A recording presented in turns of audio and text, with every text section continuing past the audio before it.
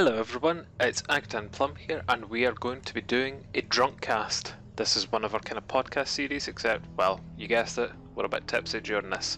So today we're going to be talking about the recent quest, Needle Skips. Hello Plum. Hello. So what did you think about the quest? I really actually quite enjoyed it. I thought it was a really good addition, really quite unexpectedly enjoyed it. Yeah, same actually. It was definitely a little bit different from most quests, actually. Not only because it was voice acted, which was good for a 6-age quest, I suppose, but just the story was actually really good as well, to be honest with you. Yeah, it was really atmospheric, really, not like what you kind of get from a lot of the quests nowadays. It was really, I don't know, just the story told in a different way. It was quite enjoyable to play through, I would say. I think this counts as a bottle quest, I believe, because it's contained in one area. We were discussing this the other day. I'm not sure if it's a bottle quest, but I think like the definition of bottle, where it's in kind of one area and it's only dealing with certain characters, I believe that is the definition of bottle quest. So yeah, like you said, we were discussing it, and the only thing I thought it wasn't a bottle quest for was possible future lore from it, because of the needle itself being an elder artifact, and therefore that could show up in different quest lines from there. However, I think when you're saying a bottle quest, I mean in that quest you're not going to see those characters again out with this quest series. No. So I do think that yes, that probably was a bottle quest, whereas maybe the elder artifact will move from that quest line, but the actual quest itself isn't going to, they're not going to be mentioning Megan, say for example. They're not going to be mentioning Megan later on in any other quest, but they might mention the needle in another quest. Might mention Needle, and certainly Gale might be involved in other quests, seeing as, like kind of, well, if you're listening to this, there's going to be major spoilers no matter what, but like she's no longer just around the needle afterwards. She's kind of said to be travelling, so definitely that character might have more to do with other RuneScape. Yeah, she's almost like a kind of like guardian of the needle sort of thing, Yeah. So I must admit, I really like the environments around the place as well. Whenever I first seen it on the map, this whole brand new area that was put next to the Biscasterin area, I have no idea if I've said that right, but these trees that they had were very reminiscent of like the Lost Grove type trees. I would love to see that spread out over RuneScape. yeah, they were saying in a recent Q&A, I think someone had asked that on one of the RuneScape live streams that they did, if they would update the RuneScape areas to reflect quests like that, because you're running through Pescatoris, or however you say it, like you said, and it's like really old model trees. In fact, they've got really, really old model trees, and yet you're going, like you say, into this kind of almost, really a lot of care's been taken. There's a lot of textures and the pathing and everything like that you're not seeing, not even a couple of steps away from it. So it would be nice to see when they do updates like these quests, that they actually update maybe the surrounding area to reflect that, so that it's like a slow update of the graphics of RuneScape in general. Yeah, just the better these graphics, like you said, makes everywhere else look a little bit more poor in comparison to it. I know you can't, there's not too much exams, you can't really do anything with those trees, which, I mean, I suppose it could add stuff like that in, but just the whole environment around there is so different to everything else around the place. It sticks out like a sore thumb. It really only would work if they did kind of spread that out to other areas. I really hope they would consider doing that, understand, content that we could get out versus graphically updating everything is always one of those fine things to balance out, but I think if the game looked like that, it would be even more beautiful than it already is, to be honest with you. Yeah, for sure. I think I've noticed a lot of the kind of newer updates as well. There's a lot more like levels of pathing, if that makes sense. Like you go up hills. There's like it's almost like the different levels. Yeah, exactly. Whereas like everything's on all the old RuneScapes on one level. Everything's flat. But it's just like pretending to go up actual proper levels. Like, do you know, a good example of that is actually White Wolf Mountain, because it's proper, like different terrain that you can go up and stuff like that. It's really nice, to be honest with you. But yeah, definitely a nice, like if they could do something like that, would be a nice change to to the area, certainly. Piscatoris or Piscastoris or however you say it. One thing that I absolutely loved about this quest is the fact that they brought back voice acting. Now, I know we had voice acting for Solak, but I mean, who cares about Solak? But this in particular, they did say to begin with that they were going to have voice acting for all 6 age quests, and I was disappointed whenever some of them came out and it didn't have voice acting. But like a quest like this, I'm so glad they did have voice acting for it. Yeah, I think it's really important because the whole story is told through other people's recollection of events. You know, if you haven't played it yet, you know, you are essentially going through 3 characters, of which these 3 people are kind of telling you this story as they're going along, and it's in one small area, so they really needed to utilize you know, basically the voice acting, the atmosphere, the music, everything about it was all about creating something in such a small space. And I think if they didn't have voice acting, it just wouldn't be the same.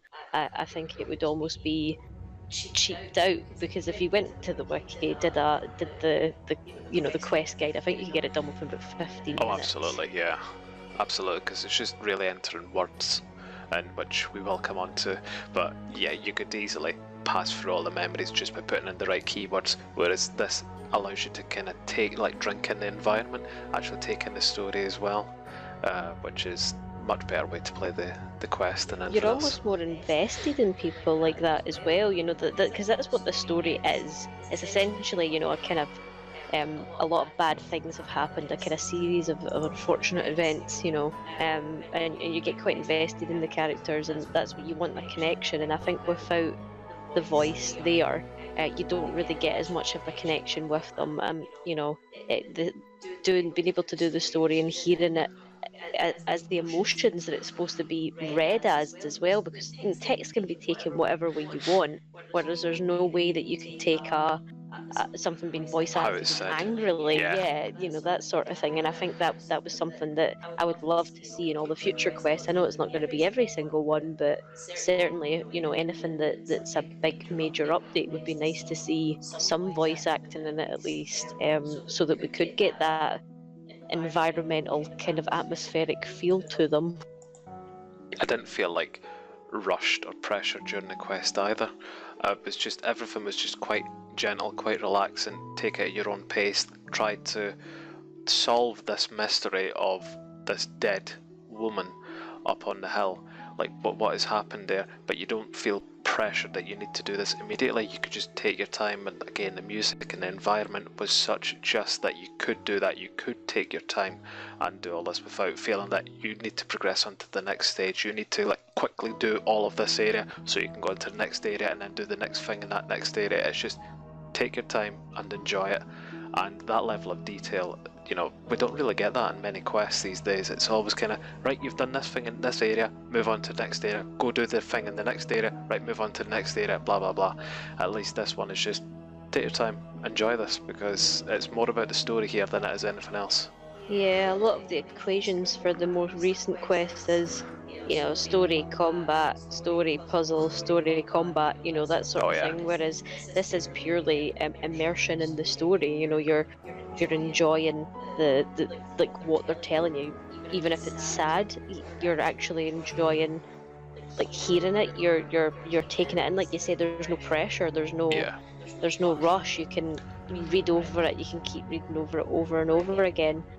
You don't need to move on to the next like level until you're ready, because it's not even right in front of you. If you're ready to move on to the next chapter, it's like back up the hill. You know, you have to physically go and proceed that way, and you can replay it as well, which is also very nice if you're looking for these additional words. You know, you can replay and you can go back into it. The only problem with the replay is that isn't voice acted, so it's like first time only. The replay, you know, but if you're wanting to read back over what that memory said, say for instance, then you don't get the revoice acting. No. But I understand the need for that, rather than them chatting through that every. To be honest with you, whenever I was going through like the story the first time, I had so many different ideas in my head of what was happening, and now that I've finished the quest, they were all absolutely wrong, and looking back, I'm just going, no, you're talking absolute nonsense what you're saying right now. This is, your initial thoughts are just absolutely nothing like what the story is. It wasn't until that I went through and replayed it again, not really replayed, like went back to do all the words again, I fully understood the story some more. I don't know if I like that or not. I don't know if that's just because I'm an idiot and I didn't understand it to begin with, or if it really was one of those quests that do require you to go through it multiple times to fully understand things. But just for me to be so completely, like wrong from my first thoughts to how I played through it the second time, I went, oh, this is actually how the story is set out. That's one thing I don't know if I enjoy or not from it. Yeah, I think it's more, the I don't know if anybody knows, but the way you progress in it is you get the shard of needle, then you put in the words basically to find another memory, and there's a lot of keywords to said memory. So there's 20 memories per chapter, and you find these memories by putting in one specific word. So the first word we get given is Megan, which is what is written in blood by the dead girl on the hill, basically. And you move from there. But sometimes you don't find them in the order that the story is told. No. So you might actually find the last memory first. And it doesn't really make much sense to you. And even when you're replaying through it, it doesn't make much sense because it's not necessarily that they're all connected. Some of them are just little tidbits of life. Some of them are just, this is what I fought back then, and and then some of them are essential to moving the story forward. So especially chapter 1, I think it's quite difficult to get the idea of the story moving forward. That one thing about chapter 1 in particular was there's some specific keywords that you enter that don't only unlock one memory, but they're strong enough keyword to unlock another memory as well. So you'll get all the dialogue for the first memory that you get, and you're sitting going, that's okay, but it doesn't go like chronologically, so you don't go to the next type of memory. You maybe go to a completely random different memory, and the dialogue continues afterwards, and then you're going, oh, this person has just talked about two completely different things here. This is a bit confusing. But that's not anything to do with the story being confusing. That's just because this specific keyword has unlocked two different dialogue trees here, and that's a little bit confusing, which was partially the reason why I kept flagging up these different ideas about what was happening during this quest, even though it was nothing to do with that. It's just I wasn't following the order because I wasn't given the quest in the specific order that I was supposed to. That would be the kind of like negative if I had to say anything for this quest. It should make it very specific that one specific keyword is going to unlock this part of a new dialogue for you, versus then one keyword can unlock multiple different dialogues for you here and make things a bit confused. Yeah. Also, it would be nice, like you said, if the word does unlock multiple memories, that they made it very clear these were different memories when they're reading them. If they even teleported you to the area, say for instance, that Something the memory like that, was yeah. supposed to be involved in. So say for instance you put in, obviously we've used one of the keywords Megan, but say that opened like 5 memories from the first chapter. It would be nice that in each of these you were kind of moved to that area so that you could understand that this is a different memory, and kind of like where it happened, because otherwise you could be standing at the top of the hill finding all the keywords and not actually going to the house, find the things that are getting added to the house, and start to see how the story's progressing in that way. Almost too much thrown at you at one time for unlocking one specific hardcore keyword. Like you said, items are appearing, there's new dialogue with another person, you're getting spoken to in dialogue as well, and there's so much going on that you miss potential things that I've just flagged up. Exactly. I think there's certain things as well, like certain items appearing in the house that were quite hard to find. That sphere. Or see. Yeah, Oh, like God, you don't actually, you don't expect for where it's to be, in that area. you know, you can see the NPCs that are in the area. They're quite obvious. But when there's new items getting added, and something's maybe like there was something that was added to a table that was quite small, you know, and that could be used for other keywords that you don't necessarily, you might not see it, you might not have even been in the house to see that that was added to there. Yeah. So if you did all this outside the house and then went in, you wouldn't know that was a new item, therefore might not be able to find some keywords. So yeah, I think pacing sometimes, if you were to just throw in all of the keywords and then go into the house, you're not going to quite understand how things are going. It's too much thrown at you at one time where it should be really more paced out, you know, but I suppose that's just how different people play it, you know.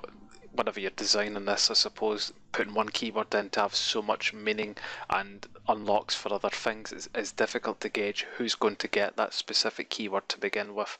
Yeah. Because there's certain keywords that, you know, I can think of in particular from the first chapter or the second chapter that have only got a couple of letters of a difference, and you put that one in and then put the other one in either by accident or on purpose. You could unlock it before someone else that was playing the exact same story would, and you've got almost like a different chronological order that person would have had for the story. I think, like you said, some of the major keywords only opening up major story arcs would have been better than some of the smaller keywords open up multiple memories. So, like, say the names of the NPCs open up singular, Yes. would have been better rather than like putting in that name and it open up 3 different dialogues, which that's not really necessarily helpful in the story narrative, because that's what it's all about, telling a story. But really obvious keywords, because me and you have now made it almost a meme here that the keyword book and there's another one books, which was so irritating. Yes. They need to be big proper keywords, like you said, a character's name or something very specific that isn't going to be like lied or liar or lying, you know, something that's just really an adjective. It has to be something specific. That, again, that was maybe another kind of negative to the thing. Like whenever me and you were going through this a second time trying to find all the keywords, and that book and fucking books was just, yeah. I think, like, I played it different from yourself, and that's again just showing how the quest can be played differently. So I think, like, you know, with yourself, you didn't might find as many keywords in the chapters as I did in chapter 1. No. Say, for instance. No, you've got a lot more. Whereas I also kind of forgot some of the major. There's characters that are present in all 3 or 4 of the chapters that are in here, and my thinking isn't necessarily to put those names back in the second chapter. It was to pick up what was said in the dialogue. So, you know, the first chapter is all about Megan. Again, we've gave that name, so it's all about Megan. But then she mentions her daughter, so you put in the daughter's name. You mention Gail, put in Gail's name. But when it came to the second chapter, I didn't think to put their names in again, which would unlock quite a lot of things. I was thinking of what was said in the actual dialogue and using it that way. So, like, I kind of unlocked things slightly different as well. The other negative I would also put is that, you know, I'm dyslexic. I can't spell. I can't spell, and possessed in particular was one of them, and I kept putting POSS, like, you know, but then I wouldn't put double S as the second set, so it never unlocked it. So I would just move on from that, not thinking that was a keyword. And then when we went back through them the second time, you realise that it's just that I'm spelling it wrong. So, like, it would have been nice if they had almost like a kind of fail-safe for people that couldn't spell, that it would still it looks like this slightly. is what you're trying to spell, but obviously the permutations that would have been from that, you know, could be endless. It's funny because I actually had the opposite effect. Like, whenever I went into the second and third chapter, I immediately went, okay, these keywords work for chapter 1, so do they work here just now? And that's kind of how I got through, because I do know there was a lot of these like when we were going through finding the words again, there was a lot of these ones I was going, why don't you try, you know, this one there? And you're like, oh, that worked for the first one, I didn't try it there. And it's just because Joss, I think, was one of them, because I didn't even think. But you're looking at it from Primrose's perspective versus Megan's perspective, so she may have not called her dad Joss. It would have been exactly Dad. it. it was never, his name was never mentioned in the No. second chapter. It was always Dad.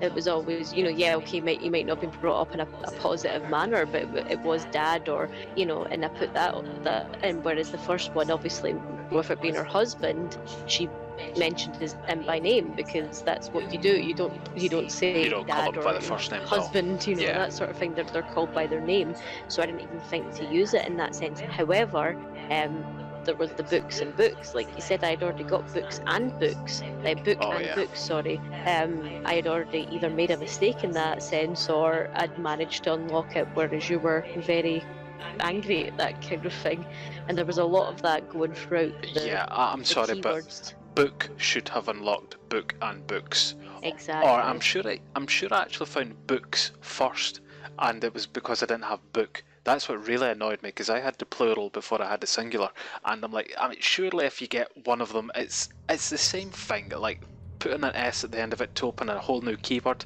That really irritated me, because I spent an eternity trying to work out what else could I be missing here. So many different keywords, and it was as simple as that.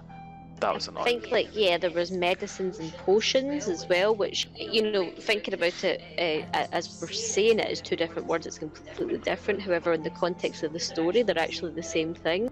You know, the medicines and the potions are the same thing, so why should a different word for the same thing mean a different keyword? Yeah. You know, again, a spoiler here, but there was a set of 3 words in particular that I found quite infuriating, which was evil, necessary evil, and necessary. All 3 of them were keywords for unlocking some of the chapters, and I just don't understand why evil and necessary wouldn't also unlock necessary evil, because that's both separate words, you know. I would never have thought to have used necessary evil as a whole keyword to unlock something if it hadn't actually been for a rant someone had put in the RuneScape.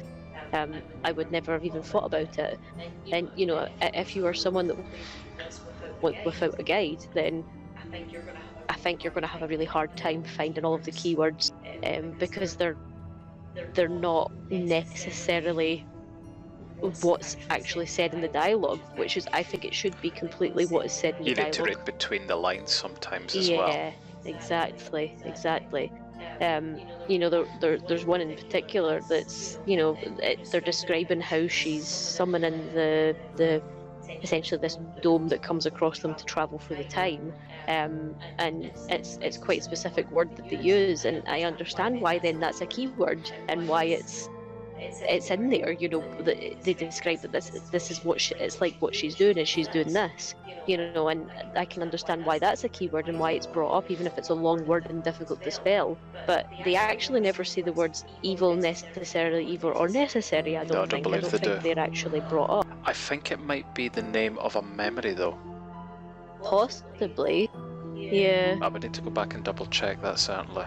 Yeah. But then again, you're already looking at the dialogue that is either written down in text form of what they've already just said to you.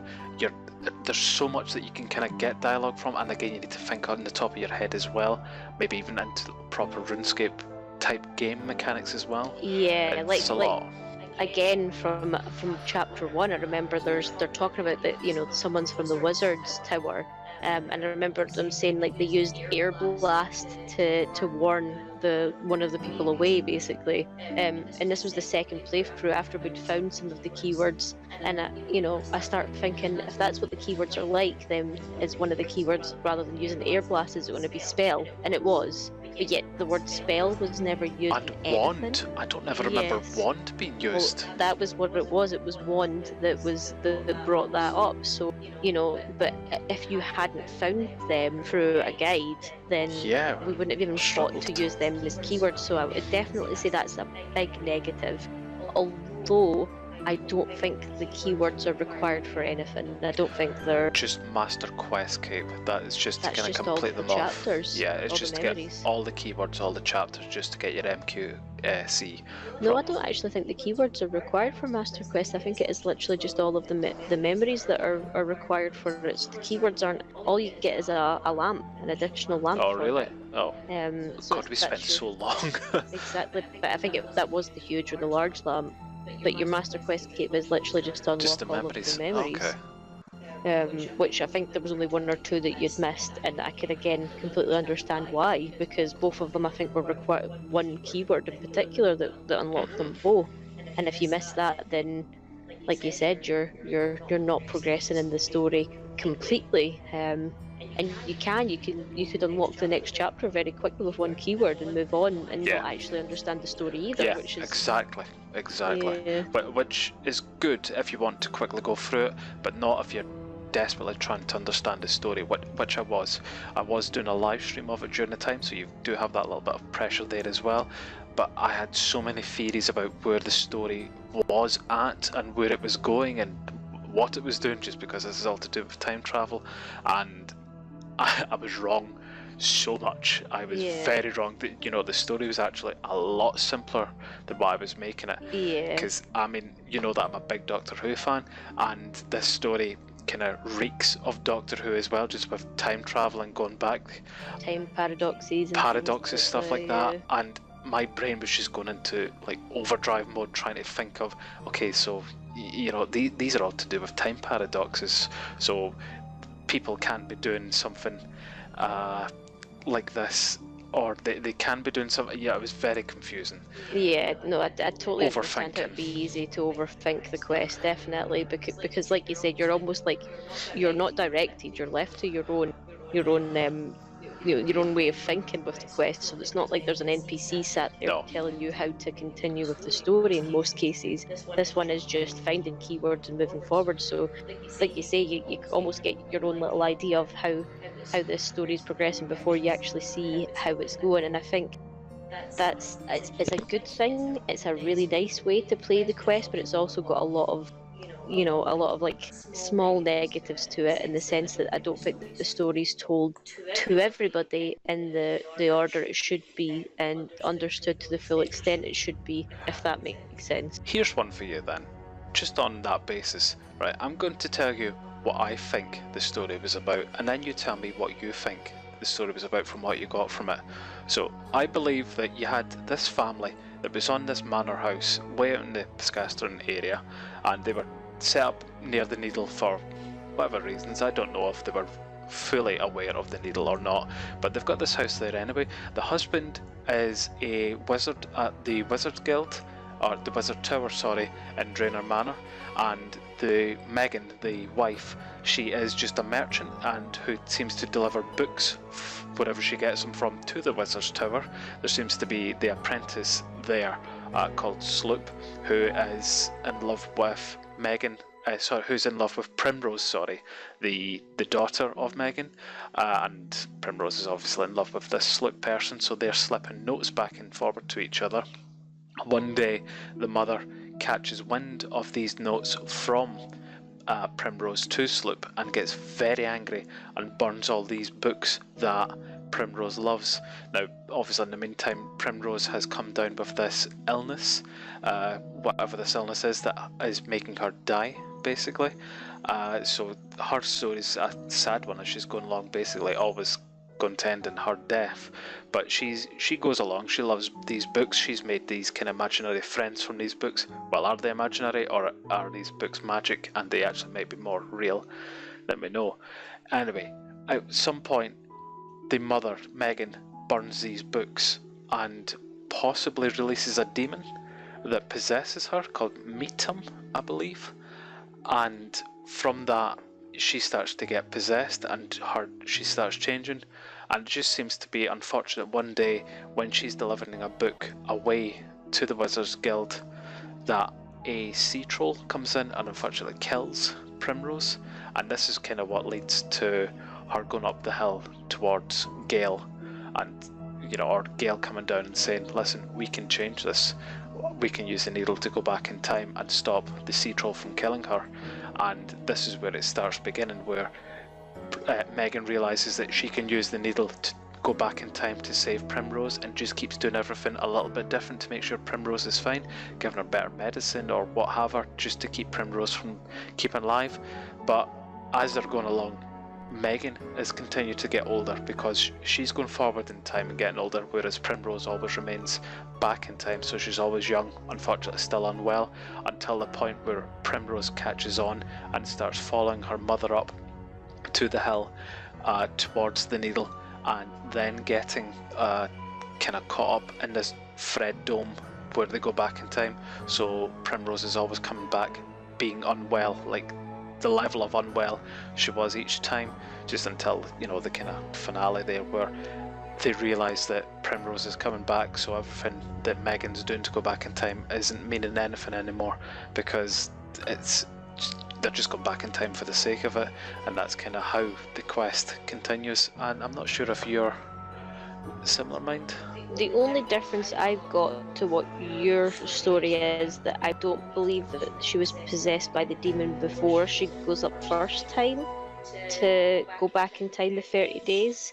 I genuinely believe that she's done that, you know, out of pure heartedness. That is actual Megan that's went and went back in these 30 days. And I think at some point in one of the returns that she does, so one of the 30 returns, is when she's possessed by the demon. I think that's where that then. So I don't think she's possessed in the first couple of times that she does it. I think that happens sometime along the lines. I don't.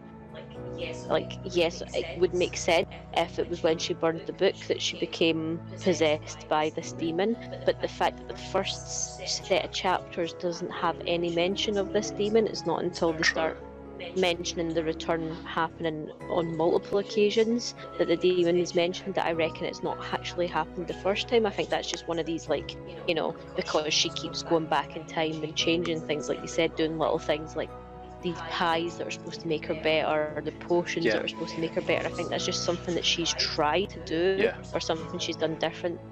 One of the returns, one of the things that has made her possessed by the demon, and I think that's what ultimately makes her make a bad decision, basically, they end up with when it comes to Gale. But what I also would like to add is at the end, I don't think she's possessed any longer. I don't think she's possessed by the demon. So at one point they must have got rid of this demon by saying its name, which I think is what we do, isn't it? Yes. So current times she's possessed, but in the past she's not. So it must be that it happens in one of the returnings. When we actually do the first quest, the first part, you go back so far, probably a few years. I'm not actually 100% sure because they don't really make it fully obvious how many times she's went back this 30 days. Basically, they really don't let you know. They've just said there's multiple entries. So I mean, it could be lasting a year, it could be lasting 3 years. You don't know. You know, she's certainly becoming more hunched. I think they make sense that she's got a scar that's healed over and all that kind of stuff. So she is aging. We're just not sure by how much, but the fact if it's noticeable, it must be long enough that she's been doing this. Like I said, I genuinely do think at one point this is where she gets possessed, and that's the only part of the story I'm not really 100% sure how that's happened, because like you said, it would make sense when she's burned the books. That's what I believe the lore is, that as she's burning these books, these magical words are coming out, and I think it's similar to, you know, like they're trying to say that Primrose has a good imagination.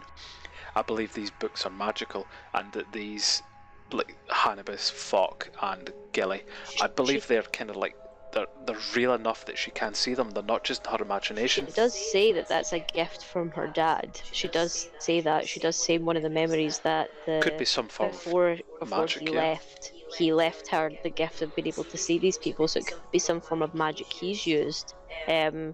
That has made it that these people come alive when she reads them, because that is kind of like his thing, is all the tomes, the wizarding tomes that he really is into, the reading. So that it would make sense that that's almost like his parting gift has been that anything is read becomes But I believe that Megan, when she was burning the books, there has been just one tome in particular that has been possessed. Which again, like I said, would make sense if it's burnt her. That's then made her possessed by that demon. It just doesn't make sense for the very beginning of the story because it's not mentioned, and she's clearly not possessed at that point because she's actually very, although she's always been like explained as quite a snappy woman, quite a kind of like angry woman. She's never actually seen as, purely evil, and it's not really until one of the final chapters that you really see her as It like depends. this demon. Like, it depends on whenever this particular memory happens. I need to look back and see, but there's a memory where she's talking about like her loves in life, and obviously Joss was one of them. Sarah Doman was another one. But whenever Primrose was killed, and she's looking back, she says, "Damn you, Sarah Doman," and then she says, "It doesn't really matter about you anyway, Sarah Doman. I found a new kind of thing to believe in, a new faith, of which the keyword is Zamorak." So whenever it comes to Zamorak, he's obviously quite affiliated with demons from Infernus, and if this demon that did possess her was possibly from there, that could have already have taken, like, the possession could have already have taken place by then. See, that's something I would have missed, because although I completely understand that lore, I wouldn't have made that connection in my head. I wouldn't have went, okay, Zamorak's there, because Zamorak is more mentioned in the fact that, she used to play the God Wars. Yep. The little girl would play God Wars where I think she said Sarah was a ladle and he was a pepper pot. Yeah. And to me, the keyword came up for that reason. But like you said, like that is also where she's really upset, and that would then make sense. Maybe the demon hasn't taken over completely because it's not had enough time, so it's still there. But it also then means that the demon would have been fully aware of this elder artifact, which does that then mean it would have told Zamorak? This is all becoming a lot more bigger than it could have been, if that makes sense, Now that I'm thinking, like, whenever I believe that she was possessed whenever she burned this book after seeing this letter from Primrose to Sloop. She's gotten so angry that she just burnt the book, and this particular book, which might have been The Adventures of Hannibus, if I remember right, I believe that's the book that... She doesn't say she burned a book, she says she burned the books, as in all of the books. She got that angry. Okay, so there's some books that she's burning, and one of them does contain something that has possibly possessed her. Yeah. But whenever she keeps going back in time, is she still burning these books? She's already done it before, so that's happened before she went back with the needle. So she burned the books because she was upset at Primrose sending love letters to this apprentice Sloop. But then obviously the sea troll attack happened after that in my head in the timeline, and that's where she's then went up to Gale and asked for, or Gale's offered, the return in this, like, let's go back 30 days. So no matter what, she'll have remained possessed. That this very final... Well, that's what I was coming onto, actually. Like, is she still the same level of possessed, or is every time she's gone back in time she's burning more of these books and becoming more possessed every single time? Or is it just the same possession right from the very beginning? Or is it because every time she looks back again she's got the books to reburn, and she's just causing this demon force to possess her more and more and more? No, because that doesn't make sense, because the way that the story in my head has worked is that this dome appears above them, so they don't move back in time, but everything else around them does. So it would be the same Megan from before the returning every time, so that it's essentially the same person. She's not going back with, yes, she could reburn the books she wanted to, but why would she?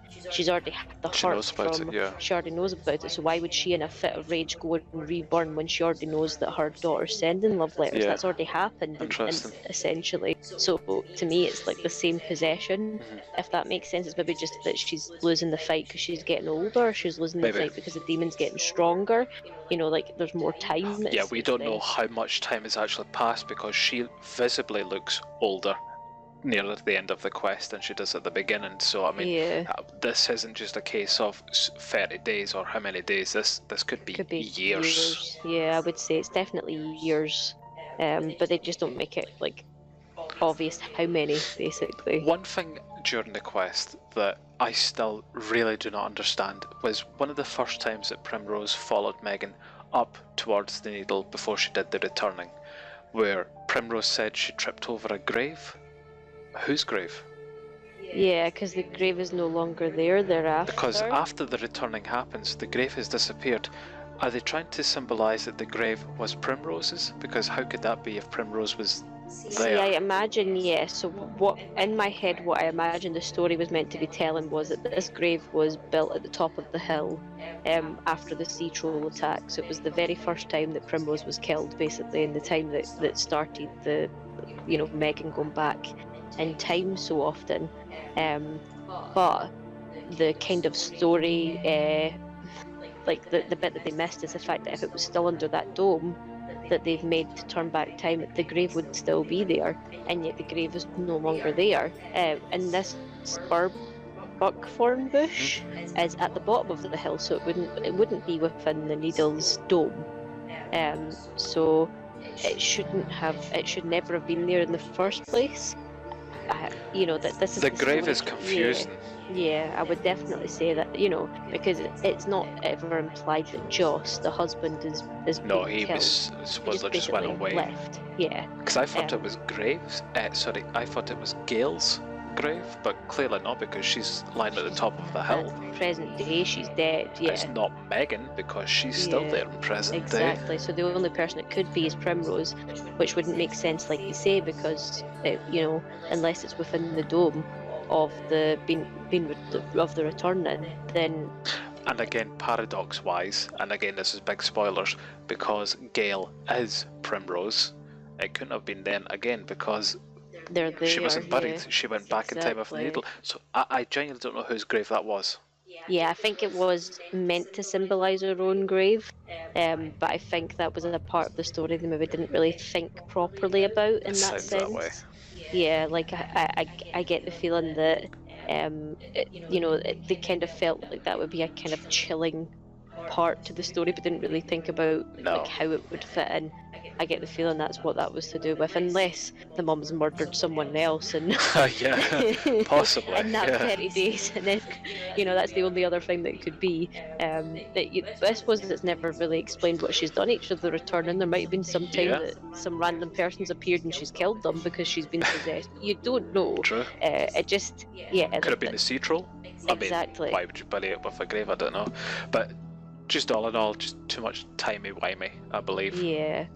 Also, like, again, at the end, another kind of, like, it doesn't really work for the whole time travel issue, is that she says, well, put her back in time 3 years and she'll wake up at the Needle, reborn, essentially, as Gale.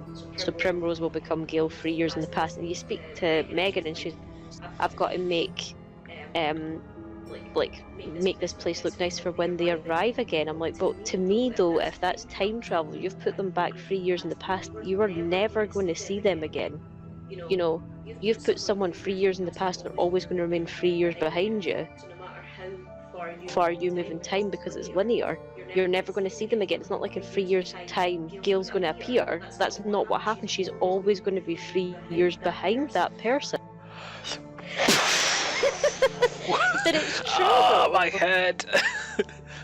Like, you're essentially making another timeline by putting someone in the past. If that's like, because time is linear, so you've put that person back 3 years. It's not like in 3 years' time you're going to see them. No. That's not what happens. No. You age 3 years, so therefore you are never going to meet that person again.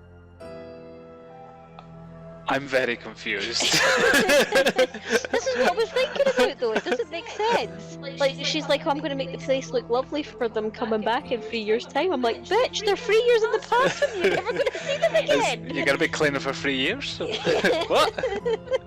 It's never going to happen again. Like, you have literally sent your daughter, like, 3 years into the past. The only person you're going to know is present day Gail. You're not going to know 3 years in the past, Gail, because you've made a different timeline, essentially, for that person by travelling. Have I confused things now? My head is frazzled with that. This is too much time thinking for me, to be honest with you.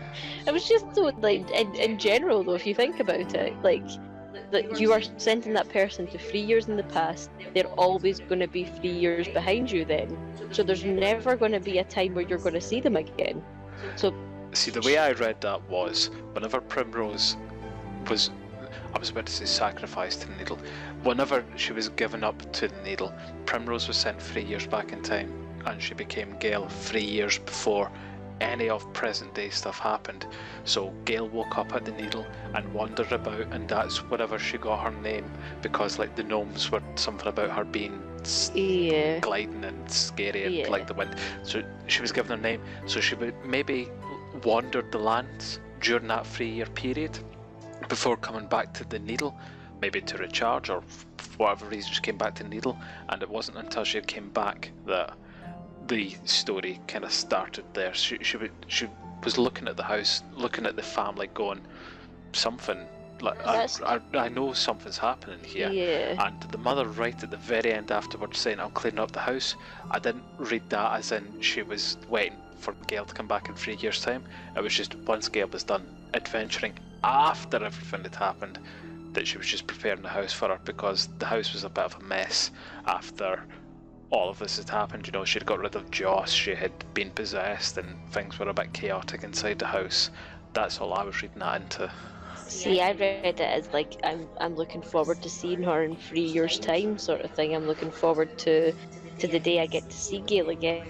It really, like, in my head, that wouldn't work. That wouldn't ever be something that would happen. Essentially, by sending her back to the needle as Gale, they've created the same loop. The same problem is going to forever play out, because she wakes up as Gale with no memory of herself. Primrose is always going to end up as Gale and being stabbed. Exactly, and the same story is going to play out with the mother. I think it's different. Not only is this different times, but this is different timelines. Exactly, but it's going to be the same sad loop like, of them all. Thinking of like Steins Gate, now we're on alpha and beta lines, you know.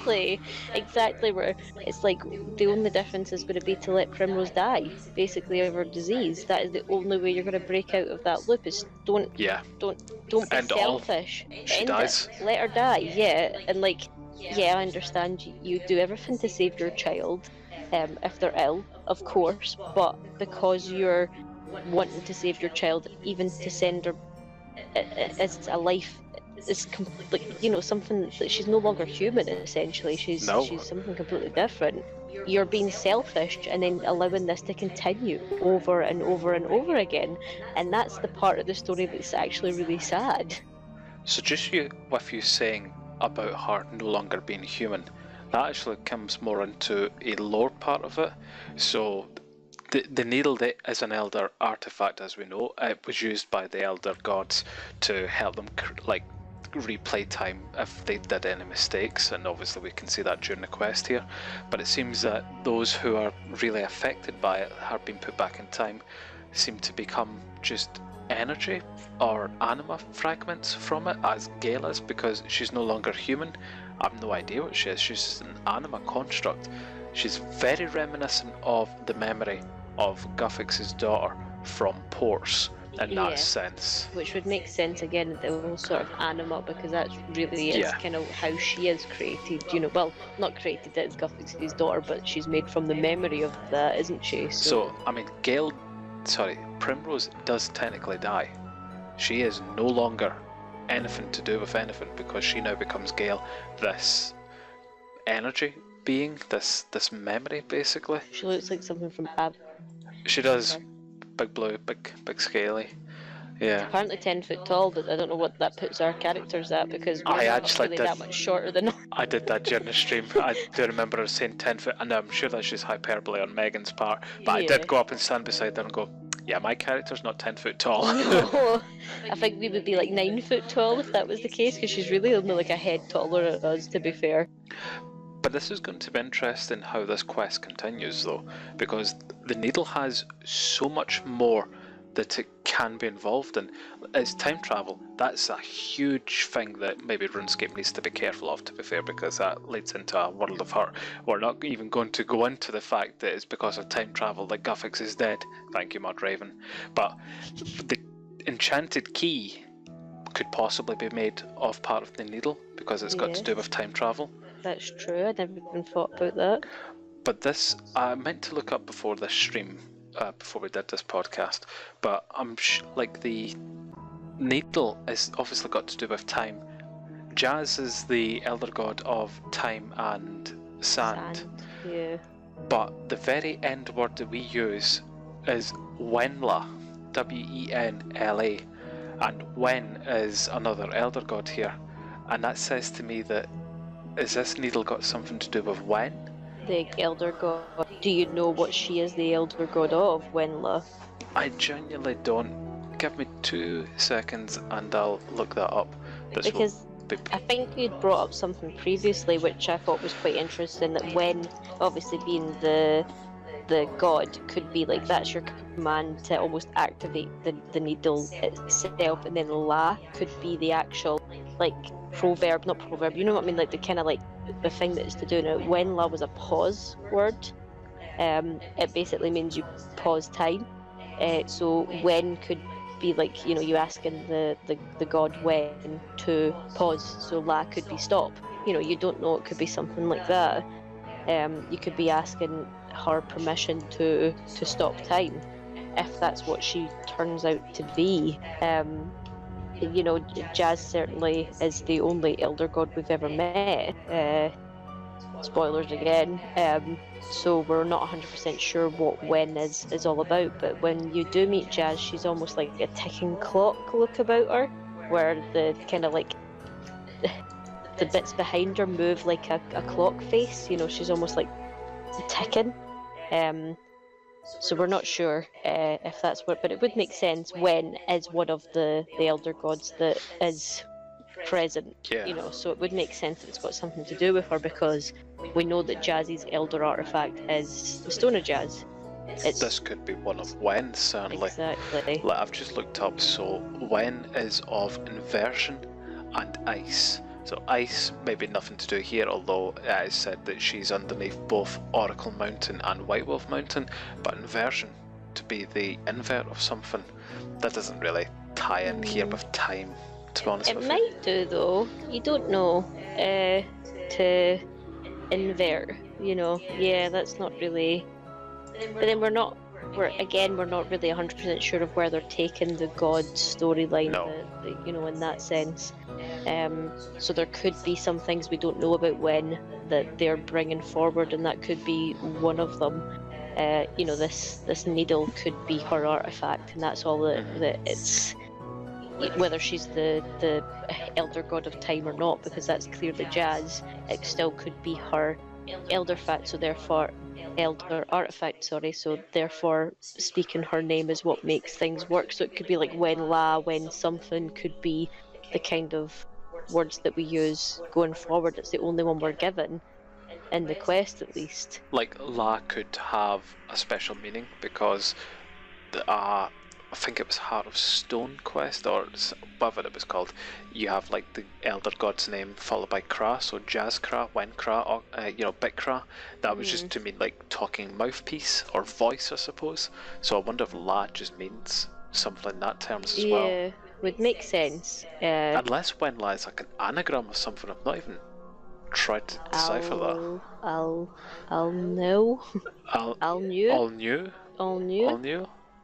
Well, it's not got two L's, but it could be all new. All new. Oh well. Anu, just anu, Yeah. like to make it. But then it doesn't. It means to pause. It doesn't mean to go back in time or anything. That is just to pause time to essentially to present day, I think. So, yeah, it's something to think about in the sense that at least it is bringing up another elder god. Could be something to do with her. That'd be nice, because actually that's the thing about Wen, is that either Wen is massive that spans between the two mountains there, or she might be a twin or So something. there might Yeah. be two Wens. Wonder if this is complete different god. Could be interesting. Who knows? Yeah, who knows? So, just wrapping up then, what do you think? Would you recommend this quest to anyone else? Yeah, I would definitely recommend people to play it. It's not like in any way hard to play. It's nice, easy, it's atmospheric, Novice. it's enjoyable, definitely. Yep. And you know, the rewards aren't fantastic. I wouldn't give you that you're going to do this in This is a Get- lore quest that you're doing. Exactly. You're doing this to enjoy the music, to enjoy the story. Exactly. You're not doing this for lots and lots of experience and things, you know, but I would definitely recommend people doing it, and just, you know, turn your game volume up, turn everything on so that you can listen to it and just enjoy it as it's meant to be played. And don't get too hung up on the keywords if you don't mind Oh too god, much. yeah, read a guide for them. Trust Yeah. us, you'll save so much time. Thanks everyone for listening. Please do let us know if you've played this quest and if you've enjoyed it, and also let us know what you feel the story is on this, or if there's anything that we've maybe missed out. Until next time, bye for now. Bye. Bye.